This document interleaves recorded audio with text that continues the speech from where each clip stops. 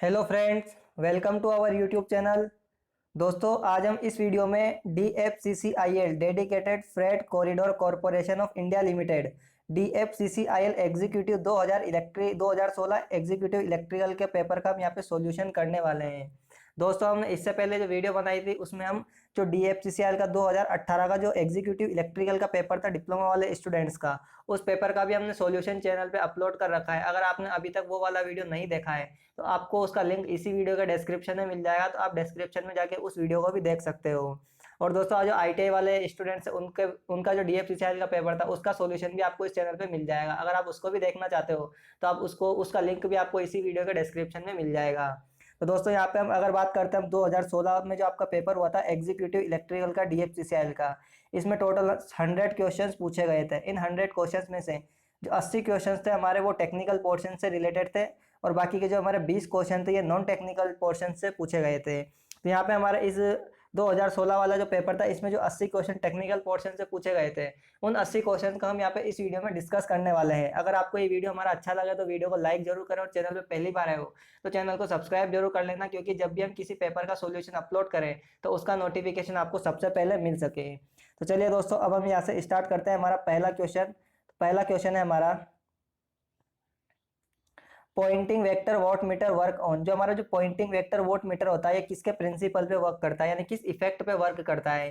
तो हमारा जो पॉइंटिंग वेक्टर वॉट मीटर होता है ये हॉल इफेक्ट के प्रिंसिपल पे वर्क करता है, यानी कि ऑप्शन नंबर हमारा यहाँ पे सेकंड इस क्वेश्चन का सही आंसर हो जाएगा।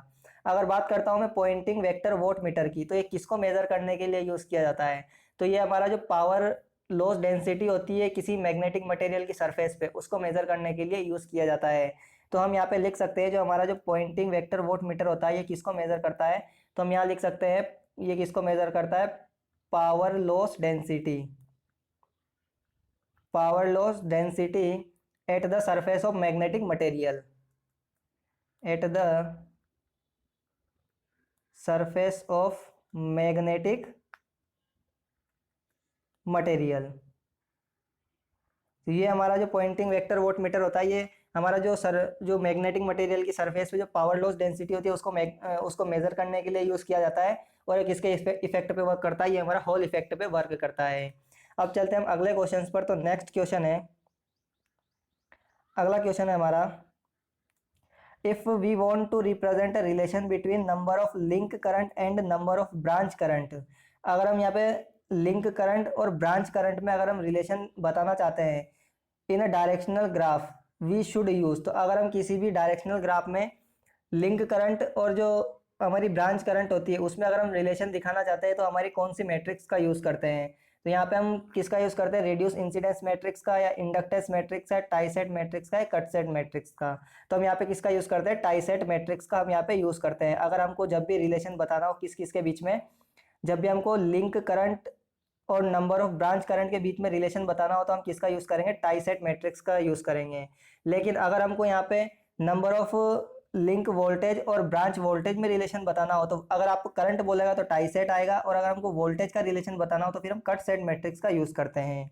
यहाँ पे अगर बात करता हूँ मैं टाई सेट मैट्रिक्स की, तो यहाँ पे जो हमारे जो टाई सेट मैट्रिक्स होती है तो आपको पता पड़ गया किस किस के बीच में रिलेशन शो करती है, लिंक करंट और ब्रांच करंट के बीच में। उसी प्रकार हमारी जो कट सेट मैट्रिक्स होती है ये किसके बीच में रिलेशन बताती है, ये लिंक वोल्टेज और हमारा जो ब्रांच वोल्टेज है उसके बीच में हमको रिलेशन बताती है। अब बात करते हैं जो हमारी टाई सेट मैट्रिक्स होती है, तो उस मैट्रिक्स में हमारे जो रो होती है, जो हमारे मैट्रिक्स के जो रो होते हैं ये किस चीज को रिप्रेजेंट करते हैं, और हमारे जो कॉलम होते हैं किस चीज को रिप्रेजेंट करते हैं, किस चीज को दर्शाते हैं। तो यहाँ पे हमारी जो रो होती है ये किसको बताती है, हमारी जो हमारी टाई सेट करंट होती है, जो टाई सेट करंट होती है हमारी, ये कौन दर्शाता है, जो रो होती है हमारी मैट्रिक्स की, यानी कि वो हमारी टाई सेट करंट को दर्शाती है। और हमारे मैट्रिक्स में जो कॉलम होते हैं, जो हमारे क्या होते हैं, कॉलम होते हैं, तो वो कौन दर्शाता है, हमारा ये दर्शाती है हमारी ब्रांच ऑफ ग्राफ, यानी कि जो ब्रांच करंट है वो यहाँ पे हमारी क्या दर्शाती है, कॉलम दर्शाती है। यानी कि हम लिख सकते हैं यहाँ पे ब्रांच ऑफ ग्राफ, ये कौन दर्शाता है, हमारा कॉलम दर्शाते हैं। उसी प्रकार अगर हमको यहाँ से टाई सेट जो मैट्रिक्स होती है, अगर हमको यहाँ पे उसका ऑर्डर निकालना हो या फिर रैंक निकालना हो तो उसका भी एक फॉर्मूला है, क्योंकि आपको आगे चल के इसी क्वेश्चन पेपर में एक क्वेश्चन टाई सेट मैट्रिक्स का रैंक निकालने का क्वेश्चन पूछा गया है कि उसमें आपको रैंक बतानी है टाई सेट मैट्रिक्स की। तो मैं आपको यही इसका फॉर्मूला बता देता हूँ कि जो आप ऑर्डर निकालते हैं टाई सेट मैट्रिक्स की उसका क्या फॉर्मूला होता है, रैंक निकालने का क्या फॉर्मूला होता है। तो अगर बात करता हूँ मैं टाई सेट में, अगर आपसे ऑर्डर पूछा जाए कि इस मैट्रिक्स का ऑर्डर क्या है, तो ऑर्डर निकालने के लिए जो फॉर्मूला यूज करते हैं तो उसका फॉर्मूला होता है b-n+1 इंटू बी। ये हमारा क्या होता है यहाँ पे फॉर्मूला होता है। उसके अलावा यहाँ पे अगर हमसे रैंक पूछी जाए कि रैंक निकालने का फॉर्मूला क्या है टाई सेट मैट्रिक्स में, तो जो रैंक निकालने का फॉर्मूला होता है ये हमारे पास होता है b-n+1। यहाँ पे b क्या है हमारे पास नंबर ऑफ ब्रांचेज है और n क्या है नंबर ऑफ नोड है। अब चलते हैं हम अगले क्वेश्चन पर। तो नेक्स्ट क्वेश्चन आता है हमारे पास, अगला क्वेश्चन है what will be the value of current IL through the resistor at t is equal to 1 nanosecond if IR is equal to 6 ampere. तो यहाँ से हमको जो इंडक्टर है इसकी वैल्यू कितनी दी हुई है 500 नैनो हेनरी दी हुई है, और यहाँ पे रेसिस्टेंस है इसकी वैल्यू दी हुई है 1000 ओम, और इसके अक्रॉस जो करंट है वो कितनी है IL, वो है IL यहाँ पे करंट दी हुई है। तो हमको इस IL की वैल्यू निकालनी है। तो आपको सबसे पहले यहाँ पे क्या करना है, जो इंडक्टर की डिस्चार्जिंग का जो फॉर्मूला होता है वो क्या होता है हमारे पास, जो डिस्चार्जिंग का फॉर्मूला होता है I बराबर क्या होता है आई नोट, ये हो जाएगा आई नोट ई की पावर माइनस टी बाई, तो ये हमारे पास फॉर्मूला होता है। अब हमको यहाँ पे क्या करना है, क्योंकि इंडक्टर जो डिस्चार्ज होगा इस रेसिस्टर में डिस्चार्ज होगा, तो हमको क्या करना है इस फॉर्मूले में वैल्यू पुटअप करके और आंसर निकालना है। तो यहाँ पे हमको क्वेश्चन में आई नोट की वैल्यू जो क्वेश्चन में दी हुई है वो कितनी दी हुई है आप देख सकते हो, यहाँ पे ये कितनी दी हुई है आई नोट की वैल्यू 6 एम्पियर दी हुई है। तो आई नोट की वैल्यू कितनी है 6 एम्पियर है। उसके अलावा यहाँ से हमको जो टाइम पीरियड दिया हुआ है टी जो दिया हुआ है वो टी कितना दिया हुआ है, वो कितना दिया हुआ है हमको 1 नैनो सेकेंड, 1 नैनो सेकेंड। और यहाँ पे हमको जो इंडक्टर एल की वैल्यू दी हुई है वो कितनी दी हुई है 500 नैनो हेनरी, ये हमको यहाँ से वैल्यूज दी हुई है। तो यहाँ पे हमको इस फॉर्मूले के अगर बात करते हैं फॉर्मूले में कौन कौन सी क्वांटिटीज दी हुई है, तो आई नोट की वैल्यू हमको क्वेश्चन में दी हुई है 6 एम्पियर, और जो टी है हमारा ये टाइम पीरियड इसकी वैल्यू भी हमको दी हुई है। अब हमको क्या करना है टो निकालना है। अब आपको पता है कि जो अगर आर और एल सर्किट होता है तो आर एल सर्किट में टाइम कांस्टेंट जो होता है हमारे पास टो, इसका फॉर्मूला क्या होता है, तो इसका फॉर्मूला हमारे पास क्या होता है एल बटा आर, हमारे पास इसका फॉर्मूला होता है। इंडक्टर की वैल्यू भी हमको पता है, रसिस्टर की वैल्यू भी हमको पता है, तो हम क्या करेंगे टो की वैल्यू निकाल लेंगे। तो अब सबसे पहले हम क्या करते हैं यहाँ से टो की वैल्यू निकालते हैं, उसके बाद मैं आपको आगे वैल्यू पुट करके सोल्व करूंगा। तो सबसे पहले हम यहाँ पे टाइम कांस्टेंट टो की वैल्यू निकालते हैं जिसका फॉर्मूला होता है एल बटा आर। आप देख सकते हो यहाँ पे जो डायग्राम में जो एल दिया हुआ है वो कितना दिया हुआ है 500 नैनो हेनरी दिया हुआ है, और इंडक्टर कितना दिया हुआ है हमको 1000 दिया हुआ है, 1000 ओम। तो ये हमारे पास क्या होगी टो की वैल्यू होगी। अब हम इसी वैल्यूज को फॉर्मूले में पुट करेंगे।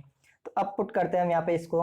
तो यहाँ पे हमारे पास जो स्मॉल आई बराबर क्या हो जाएगा आई नोट कितना दिया हुआ है 6 इंटू ई की पावर माइनस टी, टाइम कितना दिया हुआ है -1 नैनो सेकेंड दिया हुआ है, अपॉन में टाइम कांस्टेंट टो जो अभी मैंने आपको टो निकलवाया था वो कितना आया था हमारे पास 500 नैनो हेनरी, अपॉन में कितना था हमारे पास 1000 ओम था। तो यहाँ से क्या होगा हमारे पास कि ये नैनो से, यहाँ से हमारे पास क्या हो जाएगा, ये जो नैनो से ये नैनो कट जाएगा। उसके बाद क्या हो जाएगा हमारे पास ये 500 जब हमारा ये 1000 जो है ये कहाँ चला जाएगा हमारा ऊपर आ जाएगा। तो ये 500 से ये 1000 कितनी बार कट जाएगा 2 बार कट जाएगा, और ये 2 हमारा क्या हो जाएगा उससे मल्टीप्लाई हो जाएगा। तो हमको क्या मिल जाएगा 6 ई की पावर -2 मिल जाएगा। ये हमको क्या हो जाएगा इसकी वैल्यूज मिल जाएगी। तो अब अगर अब हम बात करते हैं, या तो चाहो तो आप इस वैल्यूज को केएलसी में रख करके सोल्व कर सकते हो। अगर आप इसको केएलसी में रख करके सोल्व करोगे तो आपको जो वैल्यूज मिलेगी वो कितनी मिलेगी 0.182 एम्पियर, आपको ये इसकी वैल्यूज मिलेगी। तो अगर हम इसको मिली एम्पियर में निकलना चाहते हैं तो मिली एम्पियर में किस प्रकार लिख सकते हैं 812 मिली एम्पियर, ये हमको इस प्रकार से लिख सकते हैं, जो कि हमारा आंसर भी ऑप्शन नंबर ए दिया हुआ है 812 मिली एम्पियर। लेकिन अगर आप एग्जाम में हो तो एग्जाम में हमारे पास केएलसी तो अवेलेबल होता नहीं है। तो हमको क्या करना है आप देख सकते हो टाइम कांस्टेंट टो जो है हमारे पास कितना है -2 है। तो आपको पता है कि जो इंडक्टर होता है उसको जो हमारा टू टाइम कांस्टेंट होता है, टू टाइम कांस्टेंट में कितना चार्ज होता है, तो ये कितना होता है हमारा अप्रोक्सीमेटली हम कितना लेकर के चलते हैं 86%। तो यहाँ पे हम उस अप्रोक्सीमेशन के हिसाब से भी ऑप्शन टिक कर सकते हैं, क्योंकि हमारे पास केएलसी अवेलेबल नहीं होता है।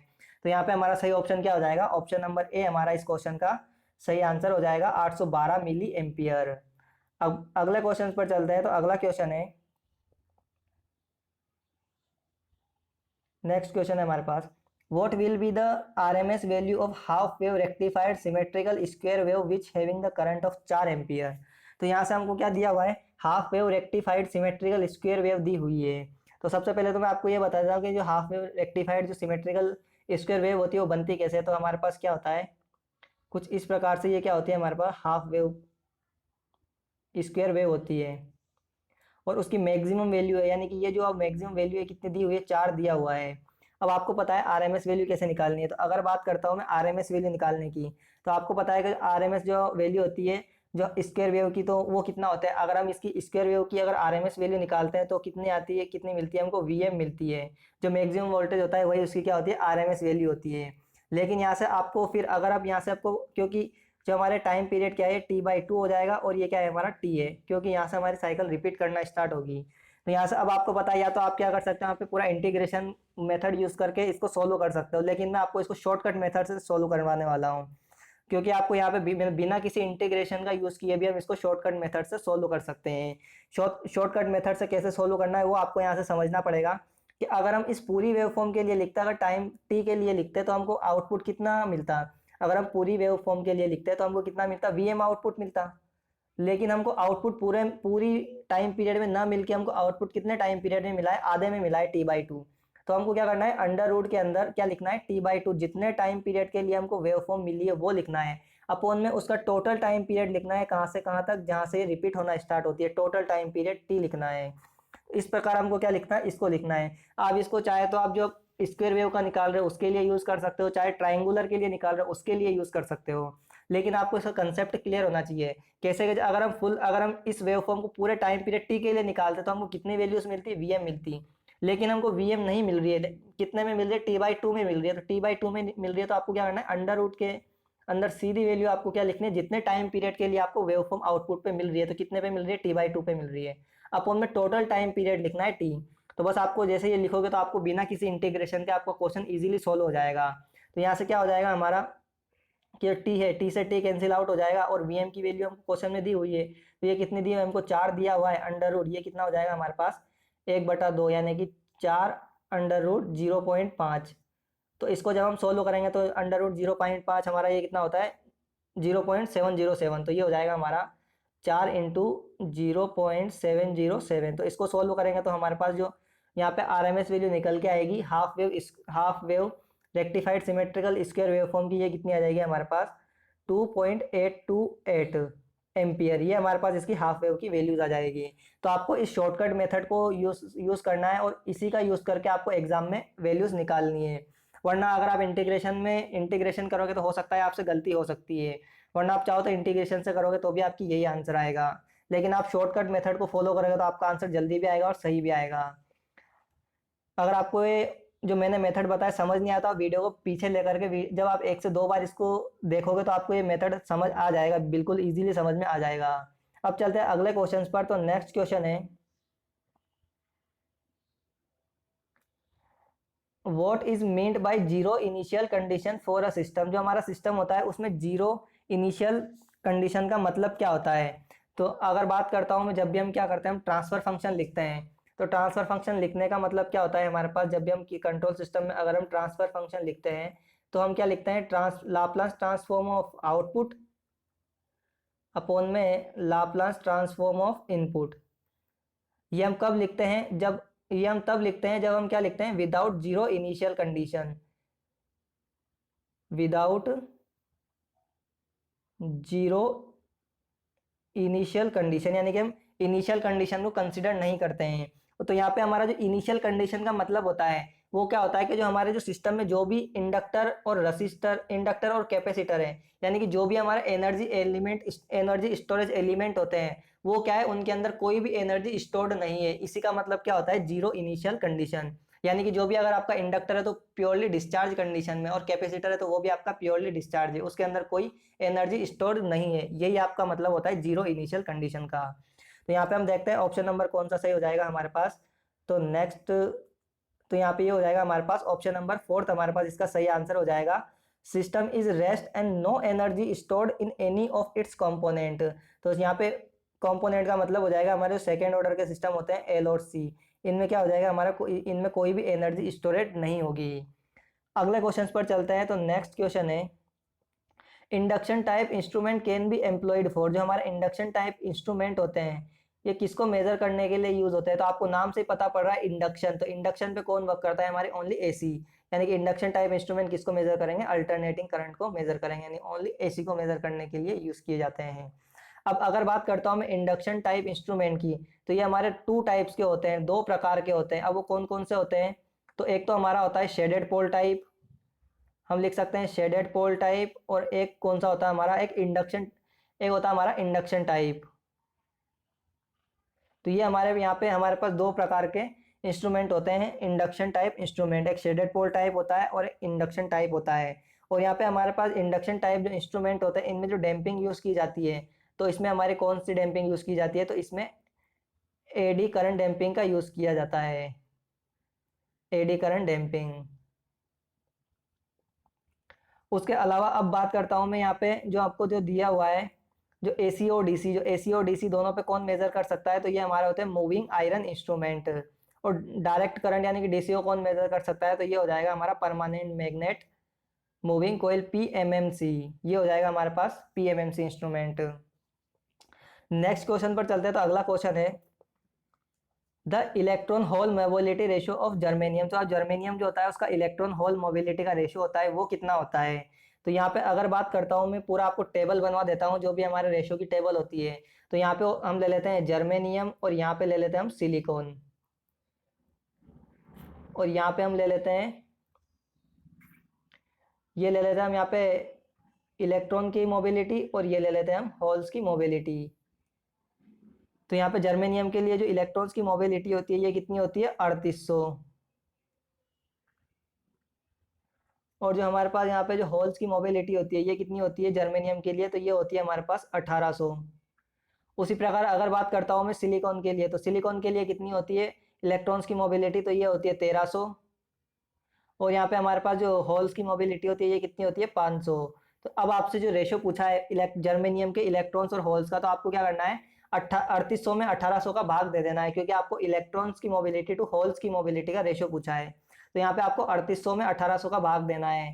तो यहाँ पे इसका जो रेशो निकल के आता है वो कितना आ जाता है हमारे पास 2.11 के अप्रोक्सीमेट निकल के आता है। तो यहाँ पे हमारे पास रेशो क्या हो जाएगा 2:1। और हमारी जो मोबिलिटी होती है, तो मोबिलिटी जो होती है हमारी, इसको मेजर करने के लिए यूनिट का यूज़ करते हैं। तो ये किसका यूज़ करते हैं, तो सेंटीमीटर स्क्वायर अपॉन में वोल्ट सेकेंड, ये मोबिलिटी की यूनिट होती है। आपको ये भी एग्जाम में काफ़ी बार पूछी जाती है, तो ये भी आपको साथ में याद रखना है। और यहाँ से अगर आपको सिलिकॉन सिलिकॉन का आपको इलेक्ट्रॉन्स और होल्स का रेशो पूछा जाता तो आपको क्या करना था, 1300 में 500 का भाग देना था। लेकिन क्वेश्चन में हमसे जर्मेनियम की पूछेगा तो कितनी आ जाएगी, 3800 में अगर 1800 का भाग देंगे तो ये आ जाएगी हमारे पास 2.1। अगले क्वेश्चन पर चलते हैं। तो अगला क्वेश्चन है हमारा, Zener breakdown occurs when reverse bias voltage is approximately. तो यहाँ पे हमारे पास दो तरह के ब्रेकडाउन होते हैं, एक जीनर ब्रेकडाउन होता है और एवलांचे ब्रेकडाउन होता है। तो जीनर ब्रेकडाउन जो होता है हमारा जीनर डायोड के अंदर होता है, और जो जीनर डायोड होता है ये हमारा, अगर बात करता हूँ मैं जीनर डायोड की, तो जीनर डायोड जो होता है ये हमारा रिवर्स बायस में वर्क करता है। यानी कि हमारा किस प्रिंसिपल पे वर्क करता है, रिवर्स बायस में वर्क करता है। उसके अलावा अगर हम इसके प्रिंसिपल की बात करते हैं, तो इसका जो प्रिंसिपल होता है ये टनलिंग जो होता है इसका वर्किंग प्रिंसिपल होता है। और इसमें कौन से जंक्शन का यूज़ करते हैं, तो इसमें एब्रप्ट जंक्शन या स्टेप ग्रेडेड जंक्शन का यूज़ करते हैं। मैं यहाँ पे आपको लिख देता हूँ, जिसमें हम जंक्शन का यूज़ करते हैं वो करते हैं हम एब्रप्ट जंक्शन का यूज़ करते हैं, या फिर हम कह सकते हैं स्टेप ग्रेडेड जंक्शन का यूज़ करते हैं। तो यहाँ पे हमारा जीनर ब्रेकडाउन होता है ये कितने वोल्टेज पे होता है, तो जीनर ब्रेकडाउन जो होता है हमारा लेस देन 6 वोल्ट, यानी कि 6 वोल्ट से कम पे हमारा जीनर ब्रेकडाउन होता है। तो यहाँ पे हमारा ऑप्शन क्या हो जाएगा, ऑप्शन नंबर थर्ड हमारा इसका सही आंसर हो जाएगा। लेकिन आपसे अगर एवलांचे ब्रेकडाउन पूछा जाता है, तो जो एवलांचे ब्रेकडाउन होता है, यहाँ पे अगर बात करता हूँ मैं एवलांचे ब्रेकडाउन की, तो जो एवलांचे ब्रेकडाउन होता है ये हमारा 6 वोल्ट से ज़्यादा पर होता है। तो ये आपको साथ में याद रखना है, अगर जीनर ब्रेकडाउन पूछा जाता है तो 6 वोल्ट से कम पर होता है, और अगर एवलांचे ब्रेकडाउन पूछा जाता है तो 6 वोल्ट से ज़्यादा पर होता है। नेक्स्ट क्वेश्चन पर चलते हैं। तो अगला क्वेश्चन है, which of the following is the condition for maximum power transfer in circuit. तो आपको बताना है जो हमारा मैक्सिमम पावर ट्रांसफर जो थ्योरम होती है उसके अंदर जो हमारे पास मैक्सिमम पावर ट्रांसफर की जो कंडीशन होती है वो क्या होती है, कि जब हमारा लोड का रेसिस्टेंस वो बराबर हो जाए हमारे सोर्स के रेसिस्टेंस के, यानी कि RL बराबर RS हो जाए या RTH हो जाए, थेवेनिन इक्विवेलेंट रेसिस्टेंस, तो उस टाइम जो होता है हमारे पास क्या होती है, मैक्सिमम पावर ट्रांसफर होती है। और उस टाइम जो हमारे सर्किट की जो एफिशिएंसी होती है वो कितनी रह जाती है, मात्र 50% रह जाती है। और उस टाइम जो हम पावर जो कैलकुलेट करते हैं तो उसका फॉर्मूला होता है हमारे पास VTH का स्क्वायर अपॉन में 4 RTH, ये हमारे पास पावर कैलकुलेट करने का फॉर्मूला होता है मैक्सिमम पावर ट्रांसफर थ्योरम में। तो ऑप्शन नंबर ए हमारा इसका सही आंसर होगा। अगले क्वेश्चन पर चलते हैं। तो अगला क्वेश्चन है,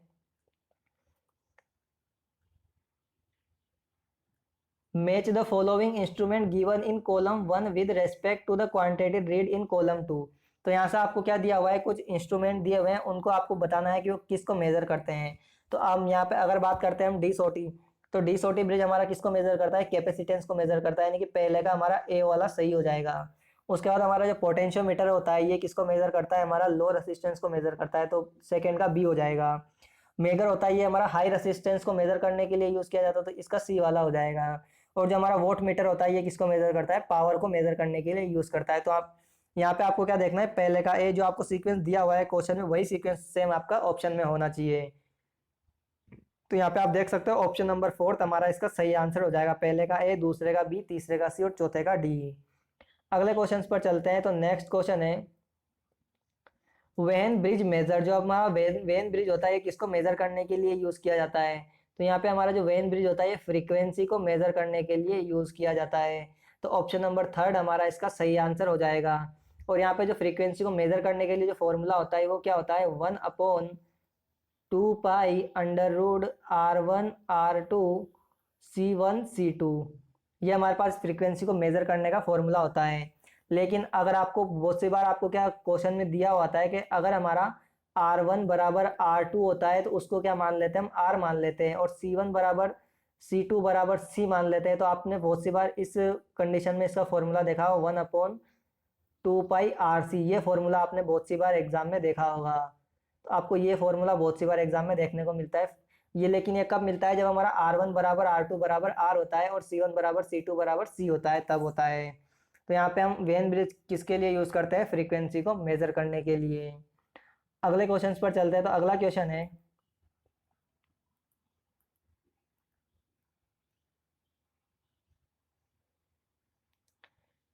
AC bridge can not be used for direct measurement of. जो हमारे एसी ब्रिज होते हैं, दो तरह के ब्रिज होते हैं, एक हमारा एसी ब्रिज होते हैं और एक डीसी ब्रिज होते हैं। तो डीसी ब्रिज कौन कौन से होते हैं, हमारे केल्विन डबल ब्रिज हो गया और व्हीटस्टोन ब्रिज हो गया, ये हमारे डीसी पे वर्क करते हैं, इस कारण से हम इनको डीसी ब्रिज कहते हैं। लेकिन अगर हमारा एसी ब्रिज की बात करते हैं तो एसी ब्रिज में जो किस क्वांटिटी को हम डायरेक्टली मेजर नहीं कर सकते हैं। तो एसी ब्रिज में कौन कौन से हो गया, हमारे डीसोटी ब्रिज हो गया, शेयरिंग ब्रिज हो गया, एंडरसन ब्रिज हो गया, मैक्सवेल ब्रिज हो गया, हेज ब्रिज हो गया। ये सारे क्या करते हैं, हमारे एसी पे वर्क करते हैं। तो एसी ब्रिज के द्वारा हम किस क्वांटिटी को डायरेक्टली मेजर नहीं कर सकते हैं, तो एसी के द्वारा हम कैपेसिटेंस को डायरेक्टली मेजर नहीं कर सकते हैं। तो ऑप्शन नंबर 4 हमारा इस क्वेश्चन का सही आंसर होगा। नेक्स्ट क्वेश्चन पर चलते हैं। तो अगला क्वेश्चन है, shunt generator are generally used for. जो हमारे शंट जनरेटर होते हैं ये किसके लिए यूज किए जाते हैं। तो सबसे पहले अगर बात करता हूं मैं यहाँ पे आर्क वेल्डिंग, तो आर्क वेल्डिंग में हम किस टाइप का जनरेटर यूज करते हैं। तो यहाँ पे आर्क वेल्डिंग में जो यूज किया जाता है हमारे पास आर्क वेल्डिंग, तो यहाँ पे हमारा यूज किया जाता है differential compound generator, differential compound generator. उसके बाद यहाँ पे अगर बात करता हूँ बैटरी को चार्ज करने में, तो बैटरी को चार्ज करने में किसका यूज करते हैं, हम शंट जनरेटर का यूज करते हैं। उसके अलावा अगर बात करता हूँ मैं यहाँ पे एलिवेटर्स में, तो एलिवेटर्स में जो हम यूज करते हैं, तो एलिवेटर्स में किसका यूज करते हैं, सीरीज मोटर का यूज करते हैं। डीसी सीरीज मोटर का हम क्या करते हैं, यूज करते हैं। तो यहाँ पे हम लिख देंगे डीसी सीरीज मोटर। लेकिन डीसी सीरीज मोटर को भी क्या करते हैं हम पहले, सॉरी यहाँ पे एलिवेटर्स में जो हम मोटर जो हमारा रीजनरेटिव ब्रेकिंग होती है डीसी लोकोमोटिव की, तो डीसी लोकोमोटिव की जो हमारी रीजनरेटिव ब्रेकिंग होती है उसमें यूज करते हैं हम किसका, डीसी सीरीज मोटर का यूज करते हैं। डीसी सीरीज मोटर का यूज करते हैं, किसमें करते हैं, रीजनरेटिव ब्रेकिंग का यूज करते हैं हम डीसी सीरीज मोटर का। लेकिन जब लोकोमोटिव यानी कि जो हमारे ट्रेन होती है उसमें डीसी सीरीज मोटर का यूज जो करते हैं रीजनरेटिव ब्रेकिंग में, तो वहाँ पे सबसे पहले हमको क्या करना होता है, डीसी सीरीज मोटर को हम पहले डीसी शंट मोटर की तरह कन्वर्ट करते हैं और डीसी शंट मोटर की तरह चलाते हैं, फिर उसको हम डीसी सीरीज मोटर की तरह यूज करते हैं। अब चलते हैं और यहाँ पे हमारा जो एलिवेटर्स होता है, तो एलिवेटर्स में किस तरह की मोटर का यूज किया जाता है, तो यार डीसी कम्युलेटिव मोटर का यूज किया जाता है। DC cumulative compound motor. तो यहाँ पे आपको मैंने चारों बता दिए, चारों जो एप्लीकेशन है चारों बता दिए। जो हमारा आर्क वेल्डिंग होता है ये डिफरेंशियल कंपाउंड में यूज किया जाता है। बैटरी चार्जिंग में हम शंट जनरेटर का यूज करते हैं। रिजनरेटिव ब्रेकिंग में हम डीसी सीरीज मोटर का यूज करते हैं, और एलिवेटर्स में डीसी कम्युलेटिव कंपाउंड मोटर का यूज करते हैं।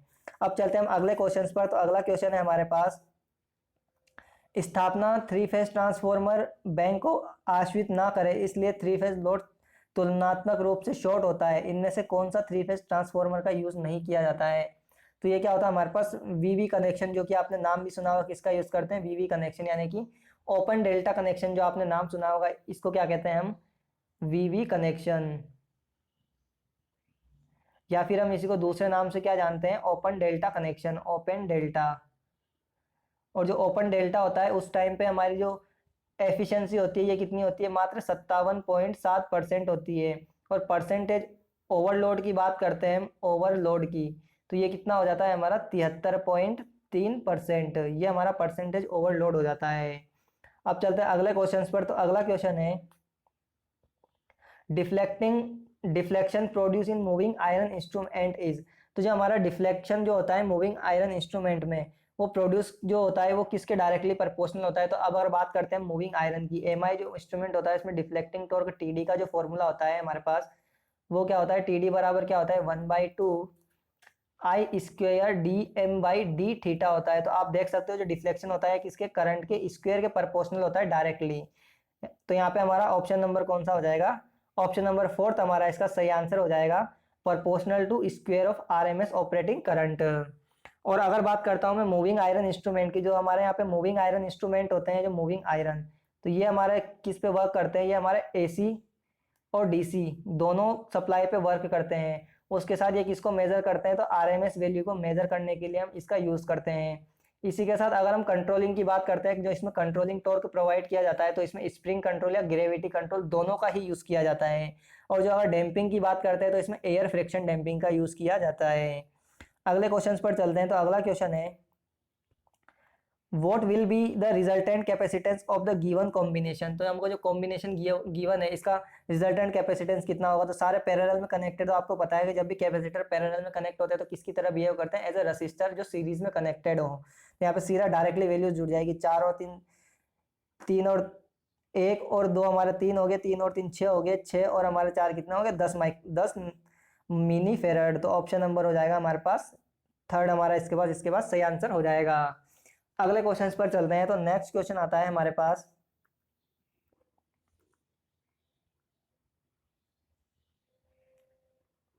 If the slip of an induction motor is 0.25 and the synchronous speed is 600 RPM, the motor speed in RPM would be. तो यहाँ पे आपको मोटर की स्लिप दिया हुआ है और इसकी स्पीड दी हुई है 600 आरपीएम। तो सबसे पहले तो यहाँ पे हमारा को क्या निकालना है, एन आर निकालना है, रोटर की स्पीड निकालनी है, यानी कि मोटर की स्पीड निकालनी है। तो यहाँ पे हमारे पास जो फॉर्मूला होता है वो क्या होता है, एन आर बराबर क्या होता है, 1 minus S into N S. बस आपको इस फॉर्मूले में वैल्यू पुटअप करनी है। तो 1 माइनस स्लिप कितना दिया हुआ है, 0.25 दिया हुआ है, इंटू एन एस कितना दिया हुआ है, 600 दिया हुआ है। तो अगर एक में से 0.25 जाएगा तो ये हो जाएगा हमारे पास 0.75 इंटू 600। तो जब हम इसको सोल्व करेंगे तो 2 जीरो, तो ये हो गया हमारे पास, तो ये कितना हो जाएगा हमारे पास 450, यानी कि 2 जीरो लगा देंगे तो ये कितना हो जाएगा 450.00, यानी कि स्पीड कितनी आ जाएगी हमारे पास 450 आरपीएम। तो ऑप्शन नंबर फर्स्ट हमारे पास इसका सही आंसर होगा। अगले क्वेश्चन पर चलते हैं। तो अगला क्वेश्चन है, which of the following statement regarding shell type transformer is incorrect. तो यहाँ पे अगर बात करता हूँ मैं शेल टाइप ट्रांसफॉर्मर की, तो हमारा जो शेल टाइप ट्रांसफॉर्मर होता है वो कुछ इस प्रकार से बना होता है। ये क्या होती है हमारे पास, ये हमारे पास 2 वाइंडिंग होगी, और इसमें हम क्या कर सकते हैं, ये ऐसे वाइंडिंग को रखते हैं, यानी कि ये हमारी लो वोल्टेज होगी, फिर उसके ऊपर हाई वोल्टेज रखते हैं, फिर लो वोल्टेज वाइंडिंग रखते हैं। तो हम क्या रखते हैं, एक के बाद एक वाइंडिंग को प्लेस करते करते हुए जाते हैं। तो ये हमारा शेल टाइप ट्रांसफॉर्मर होता है, शेल टाइप। तो यहाँ क्या करते हैं हम, पहले लो वोल्टेज वाइंडिंग, फिर हाई वोल्टेज वाइंडिंग, फिर लो वोल्टेज वाइंडिंग, फिर हाई वोल्टेज वाइंडिंग को एक दूसरे के ऊपर रखते जाते हैं। तो यहाँ पे जो ये हमारा शेल टाइप ट्रांसफॉर्मर होता है इसे हम क्या बोलते हैं, सैंडविच टाइप ट्रांसफॉर्मर भी बोलते हैं। क्या बोलते हैं हम इसे, सैंडविच टाइप ट्रांसफॉर्मर, क्योंकि आप देख सकते हो इसकी शेप जो है वो किसकी तरह है, सैंडविच की तरह इसकी शेप है। और इसका जो यूज किया जाता है, हमारा जो शेल टाइप ट्रांसफॉर्मर होता है इसका यूज जो किया जाता है लो वोल्टेज के लिए किया जाता है, और हाई करंट के लिए, लो वोल्टेज और हाई करंट के लिए इसका यूज किया जाता है। और इसमें आप देख सकते हो हमारे कितने लिम्ब होते हैं, 3 लिम्ब होते हैं, आप देख सकते हो। पहला लिम्ब, दूसरा लिम्ब जो हमारे पास ये वर्टिकल होते हैं, ये इन्हें क्या कहते हैं, हम लिम्ब कहते हैं। तो पहला लिम्ब, दूसरा लिम्ब और ये हमारे पास तीसरा लिम्ब है। और जो हमारे पास जो हॉरिजॉन्टल लाइन होती है, ये क्या होता है, योक होता है। तो एक योक और 2 योक, यानी कि 3 लिम्ब होते हैं और 2 योक होते हैं। और इसमें यहाँ से हमारे पास क्या होता है, जो हमारे जो फ्लक्स होता है, जो हमारा फ्लक्स होता है वो आधा इस भाग में बढ़ जाता है और आधा इस भाग में बढ़ जाता है। यानी क्या हो जाता है, 5/2 हमारा इस तरफ चला जाता है और 5/2 इस तरफ चला जाता है। तो जो मैग्नेटिक पाथ होता है उसका जो हमारा क्या हो जाता है, जो पाथ होता है मैग्नेटिक सर्किट का, मैग्नेटिक लाइंस को फ्लो करने का, वो क्या होता है, शॉर्टर हो जाता है। तो यहाँ पे लॉसेज जो होते हैं वो क्या होते हैं, कम होते हैं। तो यहाँ पे हमारे पास इसमें हमको इसका क्या एडवांटेज नहीं है, क्योंकि वाइंडिंग को अंदर रखते हैं हम यहाँ पे। तो कोर वाइंडिंग को अंदर रखने के कारण क्या होता है, इसमें नेचुरल एयर कूलिंग जो होती है वो अच्छी नहीं होती है। आप खुद देख सकते हो कि वाइंडिंग हमारी अंदर की साइड प्लेस्ड है, तो इसमें नेचुरल कूलिंग तो इसमें होगी नहीं, हमको फोर्स कूलिंग का यूज़ करना पड़ेगा। तो नेचुरल कूलिंग होती है वो सैंडविच टाइप ट्रांसफार्मर अच्छी नहीं होती है। तो ये हमारी नेचुरल कूलिंग जो किस में अच्छी होती है, ये हमारा शेल टाइप ट्रांसफार्मर होता है उसमें अच्छी होती है, सॉरी कोर टाइप जो ट्रांसफार्मर होता है उसमें अच्छी होती है हमारी नेचुरल कूलिंग। क्योंकि उसमें क्या होता है, वाइंडिंग बाहर होती है और कोर अंदर होती है। यहाँ पे क्या है, हमारे पास कोर अंदर है, वाइंडिंग अंदर है और कोर बाहर है, इस वजह से नेचुरल कूलिंग नहीं हो पा रही है। तो यहाँ पे हमारा क्या हो जाएगा, इनकरेक्ट बताना था। तो इनकरेक्ट क्या हो जाएगा हमारे पास कि natural coil is not good. अब चलते हैं अगले क्वेश्चन पर। तो अगला क्वेश्चन है, the detrimental effect of armature reaction can be controlled by. जो हमारी जो आर्मेचर रिएक्शन है उसको किस प्रकार से हम यहाँ पे कंट्रोल कर सकते हैं। तो by increasing the length of air gap को बढ़ा के, या फिर by using commutating pole. Commutator, जो कम्यूटेटिंग पोल का मतलब हो गया हमारे पास जो इंटर पोल जो होते हैं, जो कि हम मेन पोल के बीच में जो इंटर पोल लगाते हैं उन्हीं को हम कम्यूटेटिंग पोल बोलते हैं। या फिर increasing the cross section of the pole piece. तो यहाँ पे हमारा इन 3 ऑप्शन है, इसमें से हमको इनकरेक्ट बताना है। आपको क्या बताना है, इनकरेक्ट बताना है। तो आर्मेचर रिएक्शन को किसके द्वारा कंट्रोल नहीं कर सकते, तो आपको पता है जो हम एयर गैप के थ्रू भी आर्मेचर रिएक्शन को कंट्रोल कर सकते हैं। और कम्यूटेटिंग पोल लगाते हैं उसको भी, उसके द्वारा भी हम क्या करते हैं, आर्मेचर रिएक्शन को कम करते हैं। लेकिन जो हमारा क्रॉस सेक्शन होता है पोल फेस का, इसके द्वारा हम आर्मेचर रिएक्शन को कंट्रोल नहीं करते हैं। तो इनकरेक्ट कौन सा हो जाएगा, ऑप्शन नंबर सेकंड हमारे पास इसका सही ऑप्शन हो जाएगा, ओनली थर्ड। अगले क्वेश्चन पर चलते हैं। तो अगला क्वेश्चन है, यहाँ पे हमारे पास एक क्वेश्चन आधा कटा हुआ है, तो यहाँ पे हम इसको कंप्लीट कर लेते हैं। तो ये क्या हो गया हमारे पास, इसको हम यहाँ पे कंप्लीट करते हैं। तो ये हो जाएगा हमारे पास, ये कुछ इस प्रकार से है। ये आपको सर्किट एक बार याद रख लेना है, क्योंकि ये मैं अभी वापस से मिटाने वाला हूँ। और इसकी डायरेक्शन क्या हो जाएगी हमारे पास, ऊपर हो जाएगी। ये हमारा कंप्लीट सर्किट दिया हुआ है। ये जो रेसिस्टेंस है 5 ओम है और ये जो करंट सोर्स है 2 एम्पियर का है। तो यहाँ पे आपको क्या करना है, जो ये करंट जा रही है आई, इसकी वैल्यू निकालनी है। तो सबसे पहले हम क्या करेंगे, यहाँ पे इस सर्किट को सोल्व करने के लिए जो हमारे पास ये जो करंट सोर्स है, इस करंट सोर्स को हम वोल्टेज सोर्स में चेंज कर लेंगे और इस करंट सोर्स को भी वोल्टेज सोर्स में चेंज कर लेंगे और फिर हम केवीएल लगा लेंगे। तो यहाँ पे जब हम वोल्टेज सोर्स में चेंज करेंगे तो हमारे पास जो वोल्टेज की वैल्यू आएगी, तो V बराबर क्या हो जाएगा हमारे पास, I इंटू R हो जाएगा। I कितना है हमारे पास, 5 इंटू 5, तो ये कितना हो जाएगा, वोल्टेज सोर्स जो आएगा 25 वोल्ट का। यहाँ पे अभी हम सोर्स लगाने वाले हैं। और यहाँ पे हम कितना लगाने वाले हैं, 2 इंटू 4, तो यहाँ पे हम 8 वोल्ट का एक वोल्टेज सोर्स लगा देंगे और उसके सीरीज में फिर रेजिस्टेंस को कनेक्ट कर देंगे। तो अब मैं आपको वही सर्किट डायग्राम बना के बताने वाला हूँ। तो क्या करेंगे हम, सबसे पहले यहाँ नीचे देखते हैं हम।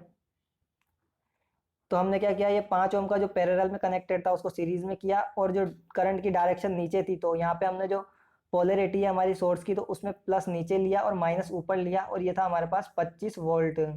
ये हमारे पास 5 ओम का था। उसके अलावा यहाँ पे हमको एक जो दिया हुआ ये कितने का, ये 15 ओम में करंट निकालनी थी हमको, इस डायरेक्शन में करंट निकालनी थी आई। और ये हमने दूसरा जो रेसिस्टेंस है ये 4 वाला, तो ये 4 वाला 4 ओम का लगा दिया। और यहाँ पे हमारे पास एक वोल्टेज सोर्स लगा दिया, क्योंकि करंट की पोलैरिटी ऊपर है तो प्लस ऊपर और ये माइनस नीचे आ जाएगा, और हमने इसको कनेक्ट कर दिया। और ये 8 वोल्ट का सोर्स था। अब हमको क्या करना है, बस इस पूरे सर्किट में केवीएल लगाना है। तो केवीएल लगाएंगे, तो केवीएल कैसे लगाएंगे, तो यहाँ से हमारा अगर बात करते हैं तो ये माइनस से बाहर है, तो क्या हो जाएगा, प्लस का 25 हो जाएगा। प्लस पूरे रेसिस्टेंस को मैं एक ही साथ काउंट करके लिख देता हूँ। तो ये 15 और 5 20, 20 और 4 कितना हो जाएगा हमारे पास, 24 आई हो जाएगा। और ये कितना हो जाएगा, माइनस से बाहर है, तो ये कितना हो जाएगा, प्लस का 8 वोल्ट इज इक्वल टू 0। तो 24 आई इज इक्वल टू कितना हो जाएगा हमारे पास, यहाँ से 25 और 8 कितना होता है हमारे पास, ये हो जाता है हमारे पास 25 और 8 हो जाएगा हमारे पास 33। तो ये हो जाएगा 33 प्लस का 33 इज इक्वल टू 0। तो आई की वैल्यू निकालेंगे तो हमारे पास ये जब उधर जाएगा तो माइनस का 33 अपॉन में कितना हो जाएगा 24।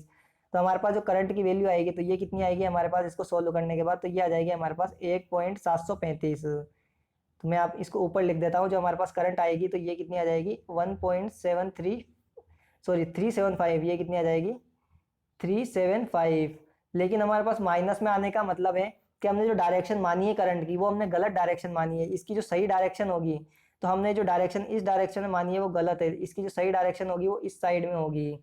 क्योंकि आप देख भी सकते हो पॉजिटिव जो इस 25 वोल्ट की जो पॉजिटिव वाली पोलैरिटी वो नीचे की तरफ है, तो करंट हमारी उल्टी डायरेक्शन में जाएगी, लेकिन हमने इसके अपोजिट में निकाली, इस वजह से माइनस आ रहा है, लेकिन मैग्नीट्यूड हमारा सही होगा। तो यहाँ पे क्या हो जाएगा हमारा ऑप्शन नंबर फोर्थ हमारा इस क्वेश्चन का सही ऑप्शन हो जाएगा। यहाँ पे आप देख सकते हो 1.375।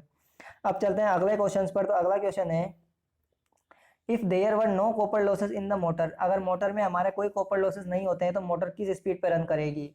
जो हमारा रोटर है वो नॉर्मल स्पीड पर रन करेगा, या फिर रोटर रन ही नहीं करेगा, या फिर rotor not at infinity speed, या rotor run at synchronous speed. तो आप खुद ही सोचिए, अगर हमारे रोटर में कोई लॉसेस ही नहीं होंगे तो लॉसेस नहीं होने पे रोटर हमारा किस स्पीड पर रन करेगा, वो हमारा सिंक्रोनस स्पीड पर रन करेगा। क्योंकि हमारा रोटर जो है सिंक्रोनस स्पीड पर रन क्यों नहीं करता, लॉसेस के कारण, लॉसेस होते हैं इस वजह से वो सिंक्रोनस स्पीड पे रन नहीं कर पाता है। लेकिन क्या होता है कि लॉसेस ही नहीं होंगे तो फिर हमारा वो सिंक्रोनस स्पीड पर रन करने लग जाएगा। तो ऑप्शन नंबर फोर्थ हमारा इसका सही आंसर होगा। अगले क्वेश्चन पर चलते हैं। तो नेक्स्ट क्वेश्चन है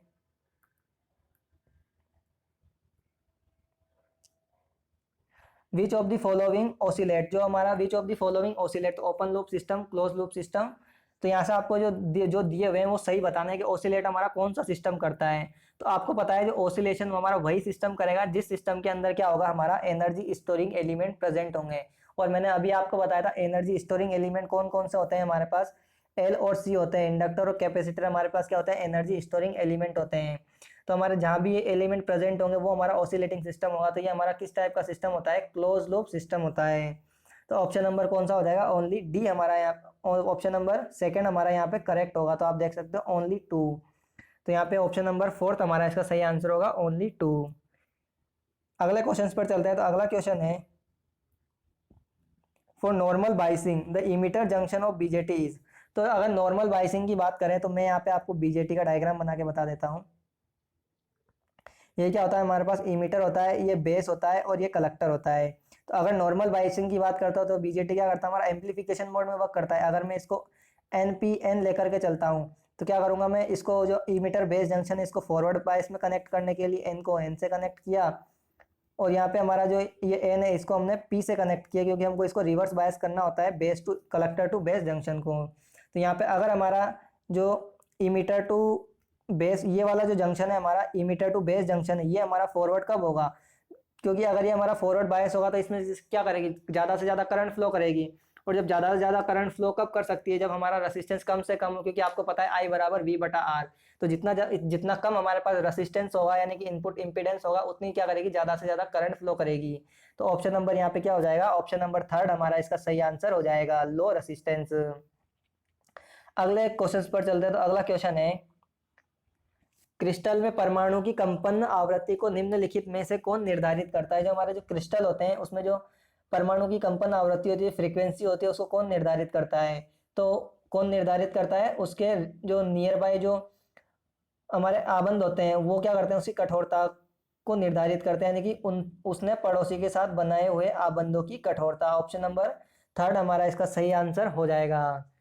नेक्स्ट क्वेश्चन पर चलते हैं। तो अगला क्वेश्चन है for the element having energy gap more than 5 electron volt will act as. तो हमारे जो जिस एलिमेंट में एनर्जी गैप जो होता है वो 5 इलेक्ट्रॉन वोल्ट से ज़्यादा होता है, तो वो किस तरह से बिहेव करते हैं। तो आपको पता है कि ये हमारे पास क्या होता है,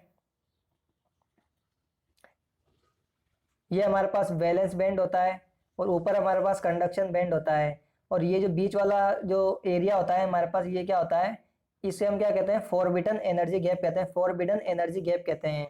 तो ये अगर बात करता हूँ मैं सेमीकंडक्टर के लिए, तो ये फॉरबिडन एनर्जी गैप जो है ये हमारा बीच वाला जो है ये कितना होता है, 1 या फिर 2 इलेक्ट्रॉन वोल्ट होता है सेमीकंडक्टर के लिए। और अगर बात करता हूँ मैं इंसुलेटर के लिए तो ये कितना होता है, 5 इलेक्ट्रॉन वोल्ट या 6 इलेक्ट्रॉन वोल्ट इसकी वैल्यू होती है।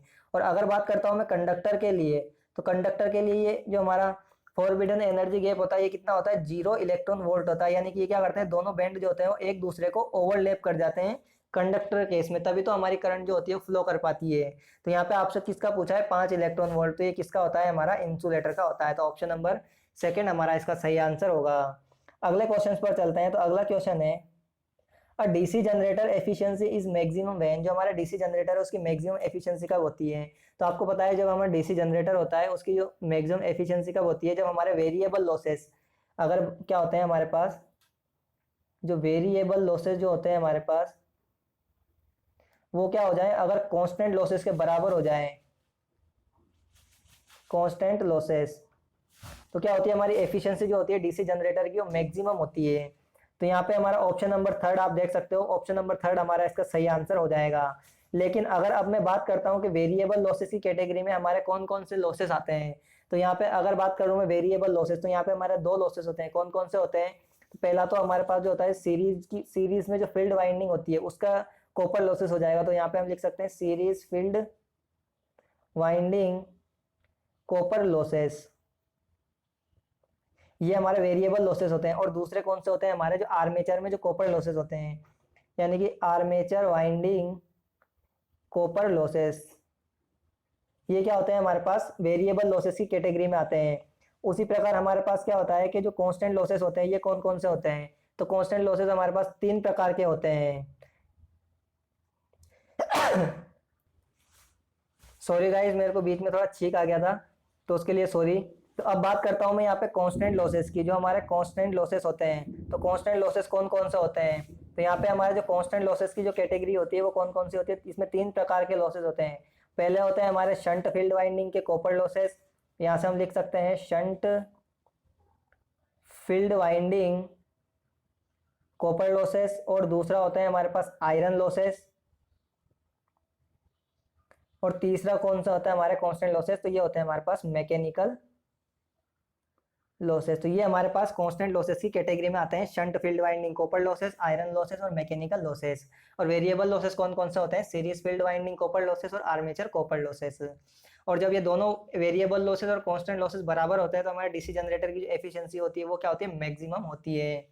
अब चलते हैं अगले क्वेश्चन पर। तो नेक्स्ट क्वेश्चन है, the magnitude of a critical density in a super conductor depends upon. तो जब हमारे पास जो सुपर कंडक्टर होता है इसमें जो मैग्नीट्यूड जो होता है हमारे पास क्रिटिकल डेंसिटी का, तो वो किस पे डिपेंड करता है।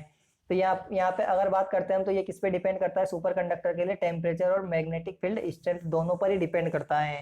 तो ऑप्शन नंबर सेकेंड हमारा इसका सही आंसर हो जाएगा। अगला क्वेश्चन है, तो नेक्स्ट क्वेश्चन पे चलेंगे। तो अगला क्वेश्चन आ जाएगा question number 28। According to super position theorem a voltage source 0 volt can be replaced by. तो हमारा जो सुपर पोजिशन थ्योरम होती है उसमें जो 0 वोल्ट का वोल्टेज सोर्स है उसको किसके द्वारा रिप्लेस किया जाता है। तो अगर बात करता हूँ मैं 0 वोल्टेज के वोल्टेज सोर्स को, तो इसको रिप्लेस करते हैं हम शॉर्ट सर्किट से। और अगर हमारे पास 0 एम्पियर का अगर हमारे पास करंट सोर्स होता है तो उसको रिप्लेस करते हैं हम ओपन सर्किट से। तो यहाँ से आपको कौन सा पूछा है, 0 वोल्ट का वोल्टेज सोर्स, तो हम इसको किससे रिप्लेस करेंगे, शॉर्ट सर्किट से। ऑप्शन नंबर फोर्थ हमारा इसका सही आंसर होगा। अगले क्वेश्चन पर चलते हैं। तो नेक्स्ट क्वेश्चन है, what can be done in order to prevent creeping in energy metre.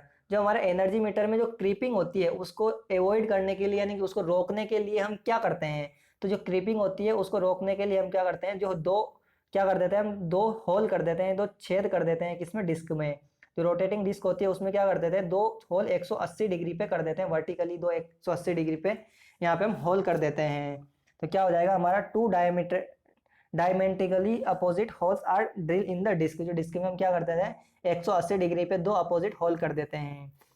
तो ये हमारा क्रीपिंग को अवॉइड करने के लिए, यानी कि रोकने के लिए हम करते हैं। लेकिन दोस्तों अगर मैं बात करता हूँ कि क्रीपिंग होती क्या है, तो क्रीपिंग क्या होती है कि जो हमारा एनर्जी मीटर होता है, तो एनर्जी मीटर को जब हम सप्लाई से डिसकनेक्ट कर देते हैं, फिर भी उसके बाद क्या होता है, हमारा एनर्जी मीटर हमको रीडिंग शो करता रहता है। तो उसी प्रोसेस को हम क्या कहते हैं, क्रीपिंग कहते हैं। और हमारा ये रीडिंग क्यों शो करता है, क्योंकि हमारे जो एनर्जी मीटर होती है उसकी जो पोटेंशियल कॉइल होती है वो क्या होती है, हमारी लोड के पैरेलल में कनेक्ट होती है। और उसमें क्या होता है, पोटेंशियल कॉइल में लोड का वोल्टेज अप्लाइड होता है।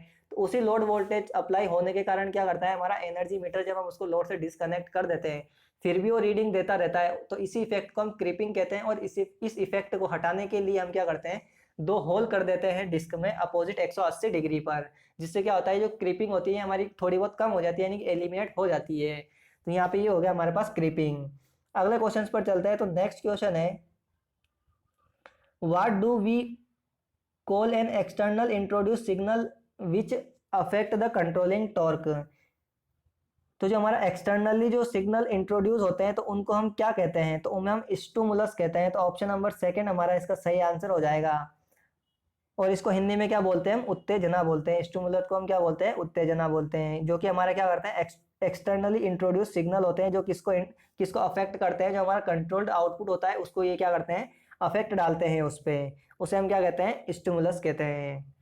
अगले क्वेश्चन पर चलते हैं। तो अगला क्वेश्चन है, a vector diode find its application is. जो हमारा वेक्टर डायोड होता है उसका एप्लीकेशन कहाँ होता है, तो low noise parametric amplifier, frequency converter, harmonic frequency generator. तो यहाँ पे हमको करेक्ट ऑप्शन बताना है कि कहाँ पे हम यूज करते हैं तीन। तो हम जो हमारा वेक्टर डायोड होता है इसका यूज हम तीनों में ही करते हैं, लो फ्रीक्वेंसी पैरामेट्रिक एम्पलीफायर में भी करते हैं, फ्रीक्वेंसी कन्वर्टर में भी करते हैं, और हार्मोनिक फ्रीक्वेंसी जनरेटर में भी करते हैं। तो ऑप्शन नंबर फर्स्ट हमारा इसका सही आंसर हो जाएगा तीनों में।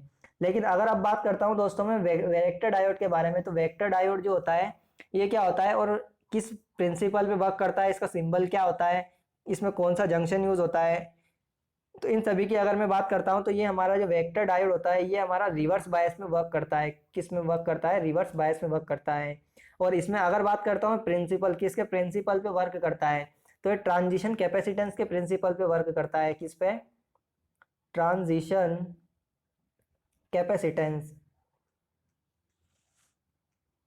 ये ट्रांजिशन कैपेसिटेंस के प्रिंसिपल पर वर्क करता है। उसके अलावा इसमें अगर बात करें कौन सा जंक्शन का यूज किया जाता है, तो इसमें लीनियर ग्रेडेड जंक्शन का यूज किया जाता है, लीनियर ग्रेडेड जंक्शन। और इसको किसके द्वारा बनाया जाता है, तो इसे बनाया जाता है गैलियम आर्सेनाइड के द्वारा बनाया जाता है। इसके अलावा अगर बात करता हूं मैं इसका सिंबल किस प्रकार से होता है वेरेक्टर डायोड का, तो आप नाम से पता पड़ रहा है वेरेक्टर का मतलब हो गया वेरिएबल कैपेसिटर डायोड। तो यहाँ पे आपको एक नॉर्मल डायोड बनाना है और उसमें क्या करना है, एक वेरिएबल कैपेसिटर बना देना है। ये क्या होता है हमारे पास, ये हो गया वेरेक्टर डायोड का सिंबल। ये हो जाएगा हमारे पास एनोड और ये हो जाएगा कैथोड, क्योंकि आपको नाम से पता पड़ रहा है वेरेक्टर का मतलब हो गया वेरिएबल कैपेसिटर और डायोड का मतलब डायोड होता है, तो आपको वेरिएबल कैपेसिटर बना देना है। तो ये हो गया हमारे पास पूरी इस वेरेक्टर डायोड के बारे में जानकारी। अगले क्वेश्चन पर चलते हैं। तो अगला क्वेश्चन है, which of the following increase steady state accuracy. जो हमारा स्टडी स्टेट एक्यूरेसी वो कौन बढ़ाता है, तो ये कौन इंक्रीज करता है, इंटीग्रेटर इंक्रीज करता है। तो ऑप्शन नंबर ए हमारा इसका सही आंसर हो जाएगा। अगले क्वेश्चन पर चलते हैं। तो नेक्स्ट क्वेश्चन है, which of the following is not an example of intrinsic semiconductor. तो यहाँ पे आपको इंट्रेंसिक सेमीकंडक्टर है उसका एग्जाम्पल बताना है। सबसे पहले बात करते हैं इंट्रेंसिक सेमीकंडक्टर। इंट्रेंसिक का मतलब क्या होता है, तो इंट्रेंसिक का मतलब होता है जो हमारे प्योरली सेमीकंडक्टर मटेरियल होते हैं। कौन सा होता है हमारे पास, जो प्योरली होते हैं, प्योर सेमीकंडक्टर मटेरियल होते हैं, उन्हें क्या बोलते हैं, इंट्रेंसिक सेमीकंडक्टर मटेरियल। जब हम इसमें इम्प्योरिटी मिलाते हैं तो फिर हमारे कौन से बन जाते हैं, एक्सट्रेंसिक बन जाते हैं। इम्प्योरिटी चाहे तो हम पी थर्ड ग्रुप की मिलाएं या फिर हम फिफ्थ ग्रुप की मिलाएं। अगर थर्ड ग्रुप की यानी कि ट्राइवेलेंट इम्प्योरिटी मिलाते हैं तो पी टाइप सेमीकंडक्टर बनते हैं, और फिफ्थ ग्रुप की मिलाते हैं पेंटावेलेंट तो हमारे पास एन टाइप सेमीकंडक्टर बनते हैं। तो उसे हम क्या बोलते हैं, एक्सट्रेंसिक सेमीकंडक्टर बोलते हैं। तो इंट्रेंसिक सेमीकंडक्टर कौन कौन से का यहाँ पे कौन सा एग्जाम्पल नहीं है, तो यहाँ पे आपको इंट्रेंसिक सेमीकंडक्टर का एग्जाम्पल नहीं बताना है। तो जर्मेनियम भी हमारा इंट्रेंसिक सेमीकंडक्टर होता है, सेलेनियम भी इंट्रेंसिक होता है, सिलिकॉन भी हमारा इंट्रेंसिक होता है, लेकिन अर्जेंटियम हमारा ये हमारा इंट्रेंसिक सेमीकंडक्टर नहीं होता है। तो ऑप्शन नंबर हमारा यहाँ पे फोर्थ इसका सही आंसर होगा। अब चलते हैं हम अगले क्वेश्चन पर। तो अगला क्वेश्चन है, नेक्स्ट क्वेश्चन आता है, in a common base configuration BJT has input impedance and output impedance. तो यहाँ पे अगर बात करता हूँ मैं कॉमन बेस की, तो मैं आपको यहाँ पे कॉमन बेस का डायग्राम बना के बता देता हूँ, जिससे आपको कॉमन बेस कॉन्फ़िगरेशन जो होता है बीजेटी का उसके बारे में सारी इन्फॉर्मेशन बता देता हूँ। तो यहाँ पे अगर बात करते हैं कॉमन बेस की, तो ये क्या हो गया हमारे पास, इमीटर हो गया, ये बेस हो गया और ये कलेक्टर हो गया। ये बेस हमारा क्या हो गया, कॉमन हो गया, ये हमारे पास कॉमन बेस हो गया। तो यहाँ पे हमारे पास आउटपुट कहाँ पे लेंगे हम, तो आउटपुट लेंगे कलेक्टर और बेस टर्मिनल पे हम क्या लेंगे, आउटपुट लेंगे, और इनपुट कहाँ पे देंगे, इमीटर और बेस टर्मिनल पे हम क्या देंगे, इनपुट देंगे। तो यहाँ पे आपको पता है कि हम जो एम्पलीफिकेशन फैक्टर एल्फा लिखते हैं, तो एल्फा क्या होता है हमारा आउटपुट अपॉन इनपुट। तो आउटपुट में क्या मिल रहा है हमको, करंट कौन सी मिल रही है, आईसी मिल रही है। तो आईसी अपॉन में, और इनपुट में हमने कौन सी करंट दी है, आई दिया हुआ है। तो ये हमारे पास यहाँ पे एल्फा का फॉर्मूला होता है। तो यहाँ पे अगर बात करता हूँ मैं आईसी, तो आईसी जो हो जाएगा वो क्या हो जाएगा, एल्फा इंटू आई हो जाएगा, प्लस जो लीकेज करंट फ्लो करेगी हमारी कलेक्टर टर्मिनल में, तो ये कौन सी हो जाएगी, आई सी बी ओ, ये हमारे पास लीकेज करंट हो जाएगी। तो हमारे पास ये एल्फा का फॉर्मूला होता है। इस पे भी आपको बहुत सी बार न्यूमेरिकल पूछा जाता है या फिर डायरेक्ट रिलेशन पूछ लिया जाता है। और हमारे पास जो ये एल्फा होता है, एल्फा की जो वैल्यू होती है ये क्या होती है, लेस देन 1 होती है। अब आपको पता है कि जब एल्फा की वैल्यू 1 है, 1 से कम है, तो इसका जो एम्पलीफिकेशन जो होता है, इसके द्वारा जो कॉमन बेस के द्वारा हम क्या कर सकते हैं, एम्पलीफिकेशन नहीं कर सकते हैं। यानी कि जो हमारा करंट जो एम्पलीफिकेशन होता है, क्या होता है, करंट एम्पलीफिकेशन जो होता है वो पॉसिबल नहीं होता है। लेकिन अगर बात करता हूँ मैं वोल्टेज एम्पलीफिकेशन की, वोल्टेज या फिर पावर की बात करता हूँ, तो वोल्टेज और पावर का एम्पलीफिकेशन हम कर सकते हैं। तो यहाँ पे राइट का मतलब है कि वोल्टेज और पावर का एम्पलीफिकेशन हम कर सकते हैं, लेकिन करंट का एम्पलीफिकेशन क्यों नहीं कर सकते, क्योंकि हमारे यहाँ पे जो हमारे पास जो यहाँ पे एम्पलीफिकेशन फैक्टर एल्फा होता है वो क्या होता है, एक्स से कम होता है। इसी के साथ अगर बात करता हूँ मैं इसका इनपुट इम्पीडेंस की, तो इसका जो इनपुट इम्पीडेंस होता है ये क्या होता है, लो होता है। इनपुट साइड का इम्पीडेंस, जो आउटपुट साइड का जो इम्पीडेंस होता है ये क्या होता है हमारे पास, हाई होता है। तो ये सारी चीजें आपको यहाँ पे कॉमन बेस कॉन्फ़िगरेशन की मैंने आपको बता दी। अब बात कर लेता हूँ, अगर मैं यहाँ पे अगर थोड़ा सा कॉमन कलेक्टर के बारे में बताता हूँ कि उसका इनपुट इम्पीडेंस क्या होता है। तो कॉमन कलेक्टर का जो इनपुट होता है वो हाई होता है, और यहाँ पे हमारे पास जो इसका आउटपुट होता है वो क्या होता है, लो होता है। और अगर बात करता हूँ मैं कॉमन इमीटर कॉन्फ़िगरेशन की, जो अब ज़्यादातर हम इसी का यूज़ करते हैं, तो इसमें जो इनपुट इम्पीडेंस की बात करते हैं और आउटपुट इम्पीडेंस की बात करते हैं, तो दोनों ही क्या होते हैं हमारे पास, हाई होते हैं। हाई का मतलब हम लिख सकते हैं मॉडरेट होते हैं। तो यहाँ पे हमसे कॉमन बेस का पूछा है सिंपली, तो मैंने अभी आपको कॉमन बेस का बताया, इनपुट इम्पीडेंस क्या होता है, लो होता है, और आउटपुट इम्पीडेंस क्या होता है, हाई होता है। तो यहाँ से हमको कॉमन बेस का पूछा है, तो ये हमारा कौन सा हो जाएगा, लो और हाई। ऑप्शन नंबर सेकेंड हमारा इसका सही आंसर हो जाएगा। अब चलते हैं अगले क्वेश्चन पर। तो अगला क्वेश्चन है, for the measurement of high resistance following method are used. तो यहाँ पे हाई रेसिस्टेंस को मेजर करने के लिए कौन से मेथड का यूज किया जाता है। तो हमारे पास हाई रेसिस्टेंस को मेजर करने के लिए 5 मेथड होते हैं। कौन कौन सा होता है, तो यहाँ पे हमारे पास एक तो होता है मेगर होता है, जो कि आपको अच्छे से पता होगा। दूसरा हमारे पास होता है loss of charge method, loss of charge method. और तीसरा होता है हमारे पास डायरेक्ट डिफ्लेक्शन मेथड।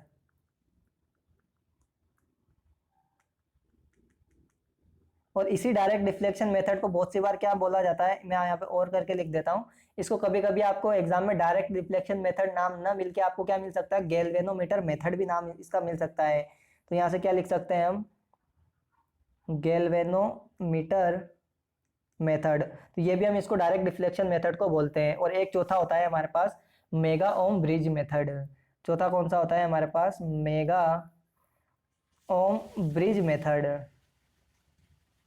तो ये हमारे पास यहाँ से हाई रेसिस्टेंस को मेजर करने के 4 तरह के मेथड होते हैं, megger, loss of charge method, direct deflection या फिर गैल्वेनोमीटर मेथड, और मेगा ओम ब्रिज मेथड। तो यहाँ से आपको बताना है कि कौन कौन से हाई रेसिस्टेंस को मेजर करने के ऑप्शंस हैं। तो यहाँ से आप देख सकते हो ऑप्शन नंबर पहला और दूसरा दोनों से हम हाई रेसिस्टेंस को मेजर कर सकते हैं, लेकिन सब्स्टिट्यूशन मेथड से हम हाई रेसिस्टेंस को मेजर नहीं कर सकते। ये हमारा मीडियम रेसिस्टेंस को मेजर करने के लिए यूज किया जाता है। तो यहाँ पे हमारा कौन सा ऑप्शन सही हो जाएगा, ऑप्शन नंबर फर्स्ट हमारा इसका सही हो जाएगा, ओनली फर्स्ट एंड सेकेंड। अगले क्वेश्चन पर चलते हैं। तो अगला क्वेश्चन है, which of the following condition are true about parallel RLC circuit. तो यहाँ से आपको सिंपली अगर बात करता हूँ मैं पैरेलल आरएलसी सर्किट की, तो हमारा जो पैरेलल आरएलसी सर्किट कुछ इस प्रकार से बनता है। ये पैरेलल में आर हो गया, ये हमारा एल हो गया, और क्या हो गया हमारे पास, ये सी हो गया। तीनों को हमने पैरेलल में कनेक्ट कर दिया, और इस टोटल सप्लाई वोल्टेज वी था, तो तीनों के अक्रॉस क्या होगा, वोल्टेज हमारा सेम ही होगा, ये आर, ये एल और ये सी। इसमें करंट क्या हो जाएगी, आई आर हो जाएगी, इसमें करंट क्या हो जाएगी, आई एल हो जाएगी, और इसमें करंट कितनी हो जाएगी, आई सी हो जाएगी। तो यहाँ पे अगर बात करता हूँ मैं रेसिस्टेंस में जो करंट होगी, आई आर जो होगी वो कितनी हो जाएगी हमारे पास, वी अपॉन में आर हो जाएगी। उसी प्रकार आई इंडक्टर के अक्रॉस जो करंट होगी, आई एल, वो क्या हो जाएगी, वी अपॉन एक्स सी हो जाएगी। और यहाँ पे जो कैपेसिटर के अक्रॉस आई सी बराबर ये क्या हो जाएगी, वी अपॉन एक्स सी हो जाएगी। तो यहाँ से बस यही बताना है आपको कि यहाँ पे पैरेलल जो सर्किट होता है उसमें रेसिस्टेंस के अक्रॉस करंट क्या होगी, कैपेसिटर के अक्रॉस क्या होगी और इंडक्टर के अक्रॉस क्या होगी। तो आपको ये फॉर्मूला बताना है, जो कि आप देख सकते हो ऑप्शन नंबर थर्ड में आपके पास ये तीनों फॉर्मूले लाइन से लिखे हुए हैं। तो यहाँ पे आप देख सकते हो आई आर बराबर वी अपॉन आर, आई सी बराबर वी अपॉन एक्स सी और आई एल बराबर वी अपॉन एक्स एल। तो ऑप्शन नंबर थर्ड हमारा सही आंसर होगा। अगले क्वेश्चन पर चलते हैं। तो नेक्स्ट क्वेश्चन है carbon electrode are used in. तो यहाँ पे हमारे पास जो कार्बन इलेक्ट्रोड है वो किस में यूज किए जाते हैं। तो GLS lamp, dry cell, arc furnace. तो यहाँ पे आपको करेक्ट बताना है कौन सा करेक्ट है। तो यहाँ पे हमारा जो कार्बन इलेक्ट्रोड का यूज किया जाता है तो ये हमारा ड्राई सेल और आर्क फर्नेस में किया जाता है। तो ऑप्शन नंबर सेकेंड हमारा इसका सही आंसर होगा। अब बात करता हूं मैं, अगर यहाँ पे जीएलएस लैम्प, तो पहले सबसे पहले तो हम जीएलएस की फुल फॉर्म क्या होती है।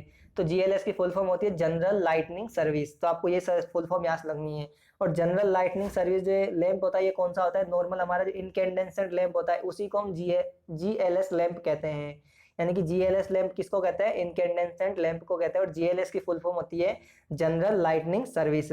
और इसके अंदर क्या फिल किया जाता है, तो इसके अंदर यहाँ पे इनर्ट गैस गैस का हम फिल करते हैं। इनर्ट गैस किस, जाने की हम जैसे कि हमारा ऑर्गन हो गया तो इसके हम अंदर क्या फिल करते हैं, हम ऑर्गन का फिल करते हैं। बाकी हमारे पास जो ड्राई सेल और आर्क फर्नेस होता है इसमें किसका यूज करते हैं, हम कार्बन के इलेक्ट्रोड का यूज करते हैं। तो ऑप्शन नंबर सेकेंड हमारे पास इसका सही आंसर हो जाएगा। अगले क्वेश्चन पर चलते हैं। तो अगला क्वेश्चन है निम्नलिखित में से कौन सा उपकरण एक विशिष्ट समय अंतराल की घटनाओं का नियोजित करता है। तो यहाँ से आपको पता है जो इंटीग्रेटिंग टाइप इंस्ट्रूमेंट होता है ये क्या करता है, हमारे पर्टिकुलर टाइम के लिए क्या करता है, एनर्जी को मेजर करता है। तो ये हमारे किस तरह के होते हैं, एनर्जी मीटर होते हैं। तो यहाँ पे समाकलीन का मतलब समकालीनीय का मतलब होता है इंटीग्रेटिंग टाइप इंस्ट्रूमेंट। तो ये हमारे कौन सा होता है, एनर्जी मीटर। तो ऑप्शन नंबर फोर्थ हमारा इसका सही आंसर होगा। अगले क्वेश्चन पर चलते हैं। तो अगला क्वेश्चन है हमारे पास superconductor now a dash found their application in various field. This is due to the fact that the तो जो हमारे सुपर कंडक्टर होते हैं उसका एप्लीकेशन आज के टाइम पे जो बहुत ज़्यादा हो रहा है, तो उसका जो उसमें से क्या खासियत होती है, क्या होता है उसके अंदर जिससे हम उसका ज़्यादा यूज़ करते हैं। तो सबसे पहले अगर बात करता हूँ मैं यहाँ पे जो सुपर कंडक्टर होता है, तो सुपर कंडक्टर की बात करता हूँ मैं यहाँ पे सुपर कंडक्टर। तो सुपर कंडक्टर में अगर मैं बात करूँ रसिस्टिविटी की, तो उसका रसिस्टेंस जो होता है, रेसिस्टेंस ये कितना होता है, जीरो होता है। उसके साथ अगर बात करता हूँ मैं उसकी रेसिस्टिविटी की, रेसिस्टिविटी सुपर कंडक्टर की, तो वो भी कितनी होती है, जीरो होती है। और अगर बात करता हूँ इसकी परमेबिलिटी की, तो वो भी कितनी होती है, जीरो होती है। लेकिन अगर बात करता हूँ मैं कंडक्टेंस की, तो ये कितना होता है हमारे पास, इन्फिनिटी होता है। और साथ में अगर बात करता हूँ मैं सुपर कंडक्टर की कंडक्टिविटी की, तो कंडक्टिविटी भी कितनी होती है, इन्फिनिटी होती है। आपको क्या याद रखना है, जो कंडक्टेंस और कंडक्टिविटी होती है सुपर कंडक्टर के, इन्फिनिटी होती है। और रेसिस्टेंस, रेसिस्टिविटी और परमेबिलिटी तीनों क्या होती है, जीरो होती है। और अगर बात करते हैं अब हम यहाँ पे सुपर कंडक्टर का जो मेनली आज के टाइम पे जो यूज किया जाता है, तो सुपर कंडक्टर का यूज कहाँ कहाँ किया जा रहा है। तो सुपर कंडक्टर के अगर बात करता हूँ मैं यूजेस की, सबसे पहला तो कहाँ यूज किया जा रहा है, न्यूक्लियर फ्यूजन में किया जा रहा है, न्यूक्लियर फ्यूजन में किया जा रहा है। दूसरा हमारा कहाँ यूज किया जा रहा है, एमआरआई में यूज किया जा रहा है। आपने एमआरआई का नाम सुना होगा, जिसकी फुल फॉर्म क्या होती है, मैग्नेटिक रेजोनेंस इमेजिंग इसकी फुल फॉर्म होती है। तो एमआरआई में भी किसका यूज करते हैं, सुपर कंडक्टर का यूज करते हैं। और तीसरा यूज जो हम करते हैं वो कहाँ करते हैं, मोटर में और जनरेटर, इसमें भी हम किसका यूज करते हैं, सुपर कंडक्टर का यूज करते हैं। तो इसका यूज आज के जमाने में हम ज्यादा क्यों, आज के टाइम में हम ज्यादा यूज क्यों कर रहे हैं, तो उसका रीजन बताना है। क्योंकि ये क्या करता है, वेरी बहुत ज्यादा में ज्यादा स्ट्रॉन्ग मात्रा में क्या करता है, मैग्नेटिक फील्ड को प्रोड्यूस करता है। तो यहाँ पे आप देख सकते हो ऑप्शन नंबर थर्ड हमारा इसका सही आंसर हो जाएगा, generate very strong magnetic field. अगले क्वेश्चन पर बात करते हैं। तो अगला क्वेश्चन है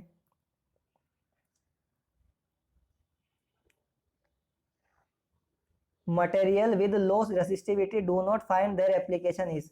तो जो मटेरियल होते हैं जिनकी रेसिस्टिविटी कम होती है उसका एप्लीकेशन हम कहाँ यूज नहीं करते हैं, जिनकी रेसिस्टिविटी कम होती है उन मटेरियल्स हम कहाँ यूज नहीं करते हैं, तो हीटिंग एलिमेंट में हम उनका यूज नहीं करते हैं। क्योंकि हीटिंग एलिमेंट में हमको ज्यादा हीट की जरूरत है। ज्यादा हीट कहाँ कब प्रोड्यूस होगी, जब उनकी रेसिस्टिविटी ज्यादा होगी। क्योंकि रेसिस्टेंस में क्या होता है, आई स्क्वायर आर लॉसेस होते हैं।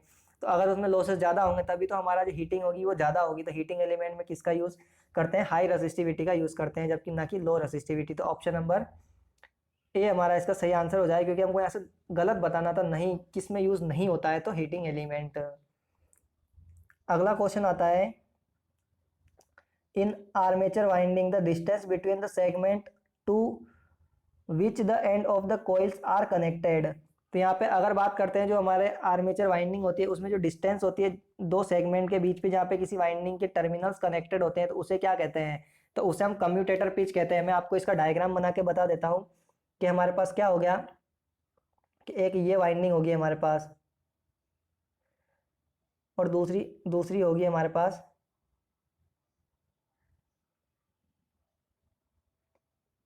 दूसरी वाइंडिंग ये होगी हमारे पास।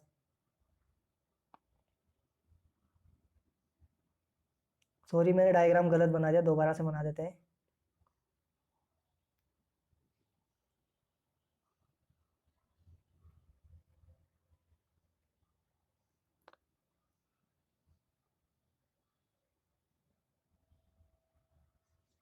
एक वाइंडिंग हमारे पास ये होगी और दूसरी वाइंडिंग अब हम बना देते हैं, तो ये क्या हो गया हमारे पास दूसरी वाइंडिंग होगी। तो यहाँ पे हमारे पास क्या होते हैं, दोनों वाइंडिंग होती है और दोनों कहाँ कनेक्टेड होती है हमारी, नीचे ये कनेक्टेड होती है हमारे ब्रशेस पे। तो ये हो गया हमारे पास ये। तो यहाँ पे ये जो हमारे दोनों वाइंडिंग के जो टर्मिनल से एंड टर्मिनल ये जो कनेक्टेड होते हैं, तो ये जो पिच होती है इस पिच को हम क्या कहते हैं, कम्यूटेटर पिच कहते हैं। जहाँ पे कनेक्ट होते हैं इसे हम कम्यूटेटर पिच कहते हैं। अब अगर बात करता हूँ मैं यहाँ पे, तो जो हमारी पहली कोइल जो फर्स्ट वाइंडिंग है इसका पहला सिरा और दूसरी वाइंडिंग है, इस दोनों के बीच की जो पहली वाइंडिंग का पहला टर्मिनल और दूसरी वाइंडिंग का पहला टर्मिनल, इन दोनों के बीच की जो डिस्टेंस होती है ये क्या होती है हमारे पास वाई आर होती है, इसे हम रिजल्टेंट पिच कहते हैं। उसी प्रकार अगर मैं बात करता हूँ कि हमारे पास जो पहली वाइंडिंग का पहला टर्मिनल और दूसरी वाइंडिंग पहली वाइंडिंग का पहला टर्मिनल और आखिरी टर्मिनल के बीच की जो पिच होती है तो इसे हम क्या कहते हैं, इसे हम बैक पिच के नाम से जानते हैं, वाई बी के नाम से जानते हैं। और उसी प्रकार हमारे पास एक पिच और होती है, तो ये जो क्या होती है, ये हमारी ये जो पिच होती है यानी कि दूसरी वाइंडिंग का पहला टर्मिनल और पहली वाइंडिंग का आखिरी टर्मिनल, इसके बीच की जो डिस्टेंस होती है इसे हम क्या कहते हैं, वाई एफ कहते हैं, फ्रंट पिच कहते हैं। और जहाँ पे दोनों वाइंडिंग के जो टर्मिनल से वो कनेक्ट होते हैं उसे हम क्या कहते हैं, कम्यूटेटर पिच कहते हैं। तो यहाँ पे हमारा सही ऑप्शन क्या हो जाएगा, ऑप्शन नंबर थर्ड हमारा इसका सही आंसर हो जाएगा, कम्यूटेटर पिच। अगले क्वेश्चन पर चलते हैं। तो अगला क्वेश्चन है, if two or more components are connected in they have same potential difference voltage across their end। तो यहाँ पे जो हमारे पास अगर बहुत सारे एलिमेंट अगर पैरेलल में कनेक्टेड हैं तो क्या होगा, उनके हर एंड पे क्या होगा, वोल्टेज सेम होगा। यहाँ पे आपको पता है इसके अक्रॉस भी वोल्टेज सेम होगा, इसके भी अक्रॉस, यानी कि सारे एलिमेंट्स के अक्रॉस जो सप्लाई वोल्टेज है वो सेम होगा। तो सप्लाई वोल्टेज किस में सेम होता है, पैरेलल में सेम होता है। अब चलते हैं नेक्स्ट क्वेश्चन पर। तो अगला क्वेश्चन है, in electric braking of shunt motor plugging is use to control. जो हमारी प्लगिंग होती है वो किसको कंट्रोल करने के लिए यूज की जाती है, प्रिंटिंग प्रेस, रोलिंग मिल्स या एलिवेटर्स। तो हमारे जो प्लगिंग होती है इन तीनों में से किसी के लिए यूज नहीं की जाती है। सॉरी यहाँ पे हमारा हमको क्या बताना है, इनकरेक्ट बताना है। तो यहाँ पे हमारे पास इनकरेक्ट बताना है। तो ये हमारे पास जो प्लगिंग होती है कहाँ कहाँ यूज़ की जाती है, प्रिंटिंग प्रेस में यूज़ की जाती है, रोलिंग मिल्स में यूज़ की जाती है और एलिवेटर्स में यूज़ की जाती है। यानी कि तीनों जगह पे यहाँ पे किसका यूज़ किया जाता है, प्लगिंग का यूज़ किया जाता है। साथ में यहाँ पे प्लगिंग का जो यूज़ किया जाता है वो मशीन टूल्स में भी किसका यूज़ किया जाता है, हमारे पास प्लगिंग का यूज़ किया जाता है। तो यहाँ पे हम चार एप्लीकेशन हो गए जिसमें प्लगिंग का यूज़ किया जाता है, printing press, rolling mills, elevators, machine tools. ये हमारे पास क्या है, चौथा एप्लीकेशन है। तो इन चारों में किसका यूज़ किया जाता है, प्लगिंग का यूज़ किया जाता है। और जो प्लगिंग होती है इसमें हमको जो ब्रेकिंग टॉर्क मिलता है, तो ये क्या मिलता है हमको, सबसे ज़्यादा ब्रेकिंग टॉर्क मिलता है, हाईएस्ट ब्रेकिंग टॉर्क। यानी कि हाईएस्ट ब्रेकिंग टॉर्क किसमें मिलता है, हमको प्लगिंग में मिलता है। लेकिन जो हमारी रिलायबल ब्रेकिंग होती है वो कौन सी होती है, रीजनरेटिव ब्रेकिंग होती है। तो यहाँ पे हमारा क्या हो जाएगा, हमको गलत बताना है तो गलत कौन सा हो जाएगा, इन तीनों में से, तीनों में हम किसका यूज करते हैं, प्लगिंग का यूज करते हैं। तो यहाँ पे हो जाएगा नन ऑफ दी अबव। अब बात करते हैं अगले क्वेश्चन की। तो नेक्स्ट क्वेश्चन है, which of the following generator has 0% voltage regulation. तो कौन सा जनरेटर होता है जिसका 0% वोल्टेज रेगुलेशन होता है। तो मैं यहाँ पे आपको डायग्राम के थ्रू बता देता हूँ कि आपको किस प्रकार याद रखना है। तो यहाँ पे क्या होता है हमारे पास,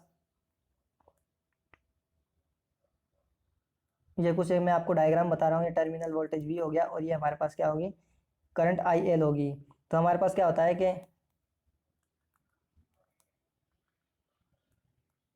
तो मैं यहाँ पे आपको 3 डायग्राम बना के बताऊंगा। ये तो होता है हमारा जो जीरो को क्रॉस करती है, तो ये कौन सी होती है हमारी, तो ये होती है फ्लैट और लेवल कंपाउंड जनरेटर। ये किसकी कैरेक्टरिस्टिक होती है, फ्लैट या फिर हम कह सकते हैं और लेवल कंपाउंड जनरेटर की।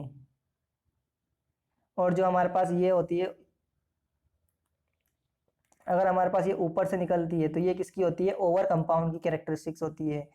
ये होती है ओवर कंपाउंड की।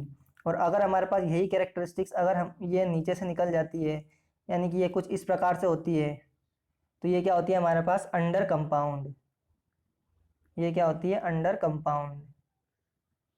तो यहाँ से आप देख सकते हो जो ओवर कंपाउंड होती है, तो ओवर कंपाउंड में क्या होता है हमारे पास, वी जो होता है वो क्या होता है, ज़्यादा होता है जनरेटेड ईएमएफ ईजी से। तो यहाँ पे हमको जो वोल्टेज रेगुलेशन मिलता है वो क्या मिलता है, नेगेटिव मिलता है। सॉरी, यहाँ पे वोल्टेज रेगुलेशन क्या मिलता है हमको, नेगेटिव मिलता है। उसके बाद अगर बात करता हूँ मैं फ्लैट कंपाउंड की, तो फ्लैट कंपाउंड में क्या होता है हमारा जो वी और ईजी जो होते हैं वो क्या होते हैं, दोनों बराबर होते हैं। तो जो वोल्टेज रेगुलेशन होता है हमारा फ्लैट कंपाउंड या लेवल कंपाउंड जनरेटर में, ये क्या होता है हमको जीरो मिलता है। और उसके साथ अगर बात करूँ मैं अंडर कंपाउंड की, तो अंडर कंपाउंड में क्या होता है हमारे पास कि जो वी जो होता है ये क्या होता है हमारा लेस देन ईजी होता है। तो यहाँ पे हमको जो वोल्टेज रेगुलेशन मिलता है, यानी कि जो वी आर मिलता है हमको वोल्टेज रेगुलेशन अंडर कंपाउंड के लिए, वो कितना मिल जाता है हमको, पॉजिटिव मिल जाता है। तो आपसे किसका पूछा है क्वेश्चन में, तो क्वेश्चन में जो हमसे पूछा गया है, क्वेश्चन में हमसे पूछा गया है 0% वोल्टेज रेगुलेशन। तो 0% वोल्टेज रेगुलेशन किसका हो जाएगा हमारा, फ्लैट या फिर लेवल कंपाउंड जनरेटर का 0% वोल्टेज रेगुलेशन हो जाएगा। तो यहाँ से आप देख सकते हो ऑप्शन नंबर 4 हमारा इसका सही आंसर होगा। अगले क्वेश्चन पर चलते हैं। तो अगला क्वेश्चन है, if the output power of a transformer is 600 watt whereas the losses are 200 watt, the efficiency of the transformer will be। तो यहाँ से आपको एफिशिएंसी बतानी है।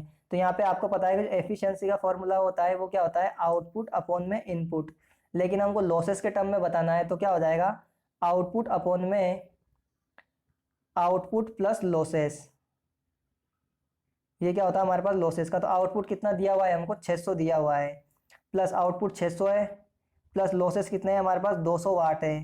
तो ये कितना हो जाएगा हमारे पास, 600 अपॉन में 800। तो ये हमारे पास हो जाएगा 2 जीरो से 2 जीरो आने की, ये कितना हो जाएगा, 3/4। 3/4 का मतलब क्या होता है, 75%। तो एफिशिएंसी कितनी हो जाएगी हमारी, 75%, यानी कि ऑप्शन नंबर 3 हमारा इसका सही आंसर हो जाएगा। अगले क्वेश्चन पर चलते हैं। तो नेक्स्ट क्वेश्चन है हमारा, the point of intersection of two or more branches in any node is known as. तो यहाँ पे हमारा जो कोई भी ब्रांच होती है उसमें जो दो या दो से ज़्यादा इंटरसेक्शन पॉइंट होते हैं, ये हमारे जो ब्रांच होगी इसमें जहाँ पे 3 पॉइंट एक साथ मिलते हैं, तो उसे हम क्या कहते हैं, उसे नोड या फिर नोड कहा जाता है, नोड या जंक्शन कहा जाता है। तो आप देख सकते हो यहाँ पे ऑप्शन नंबर बी हमारा इसका सही आंसर हो जाएगा, नोड। तो दोस्तों इस आगे के जो बाकी के रिमेनिंग क्वेश्चन बचे हुए हैं, उन बाकी रिमेनिंग क्वेश्चंस को हम अगले वीडियो में डिस्कस करेंगे। अगर आपको हमारा ये वीडियो अच्छा लगा है तो वीडियो को लाइक जरूर करें, और चैनल में पहली बार आए हो तो चैनल को सब्सक्राइब जरूर कर लीजिए। मिलते हैं दोस्तों नेक्स्ट वीडियो में, तब तक के लिए बने रहे हमारे साथ। धन्यवाद।